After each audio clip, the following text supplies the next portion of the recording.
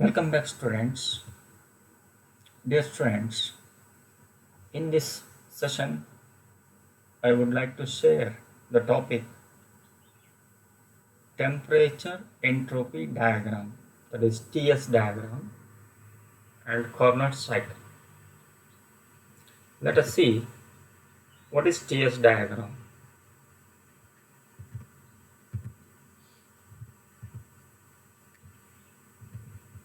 Temperature entropy diagram or TS diagram is the type of diagram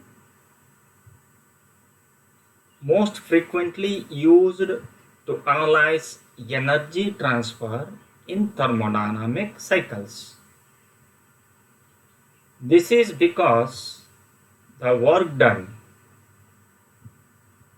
or on the system and the heat added to or removed from the system can be visualized on the TS diagram shown in figure here. For reversible process, the area under the TS curve of a process is the heat transferred to the system during that process. Here a typical Carnot cycle is shown here. An isentropic, that means adiabatic process, is depicted as a vertical line on TS diagram, that means BC and AD, whereas an isothermal process is a horizontal line, here AB and DC. This is about temperature entropy diagram. Let us see in detail. A Carnot reversible cycle is shown on PV diagram here. It is composed of two isothermals AB and CD at constant temperatures T1 and T2 respectively. On the TS diagram, refer the second diagram. The isothermal curves are shown by the two straight lines AB and CD, which are parallel to entropy axis, that means S axis, and the adiabatic curves are shown by the straight lines BC and DA, which are parallel to the temperature axis. The resulting TS diagram is a rectangle ABCD.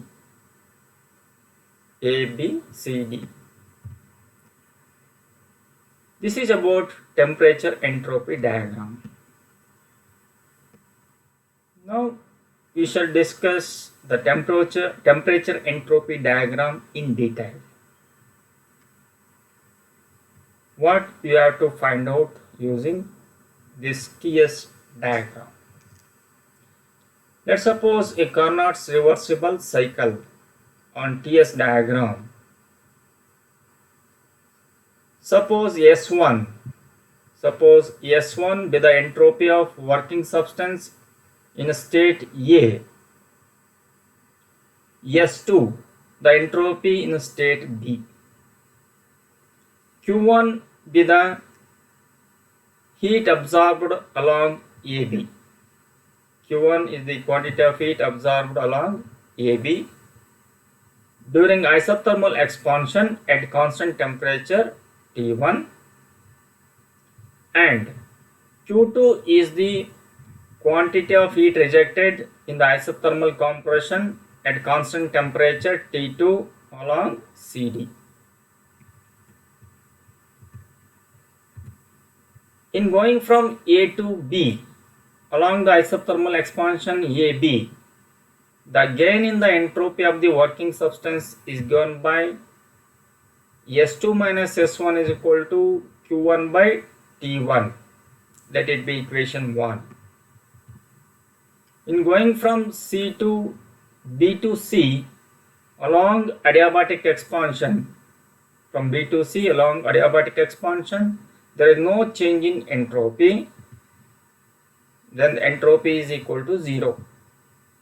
Now in going from C to D along horizontal, that means CD, that is compression, isothermal compression takes place, then the loss in the entropy of the working substance is given by S2 minus S1. S2 minus S1 equals Q2 by T2. Let it be equation 2. Along adiabatic compression dA, there is no change in the entropy. Therefore, from equations 1 and 2, we get from equations 1 and 2, we get Q1 equals T1 into S2 minus S1. We just cross multiply the equation 1. Equation 1 is S2 minus S1 is equal to Q1 by T1. You just cross multiply T1 to LHS, then it becomes T1 into S2 minus S1. In the same way, second equation Q2 equals T2 into S2 minus S1.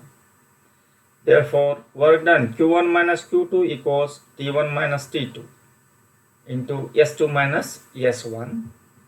The quantity Q1 minus Q2 represents the external work done in the cycle, and the RHS side T1 minus T2 into S2 minus S1 is the area of the rectangle on this TS diagram.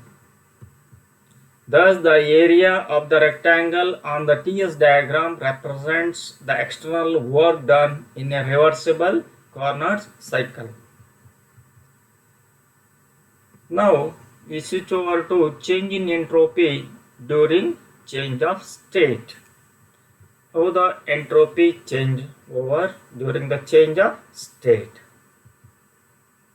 Here, during the phase change or change of state, a system receives an amount of energy Q at a constant temperature T. The entropy increases is defined by the following equation. Here, that is, increase in entropy is delta S is equal to Q divided by T, which is under reversible condition. We know that the increase in entropy delta S is equal to Q upon T, which is in reversible condition. Examples of such reversible process where phase change occurs are melting and boiling points.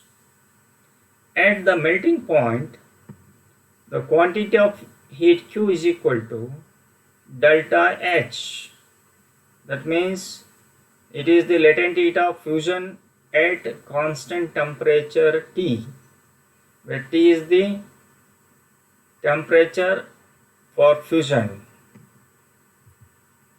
Therefore, delta S, entropy, increase in entropy delta S for fusion process is equal to delta H upon T. This is particularly for melting point, that means fusion. Here in the same way, delta is equal to Q by T. Here delta is equal to Q is replaced by delta H, latent heat of fusion at the constant temperature T. At the boiling point, let us see the boiling point. At this condition, quantity of heat Q is equal to delta H. Here this delta H represents the latent heat of vaporization at constant temperature.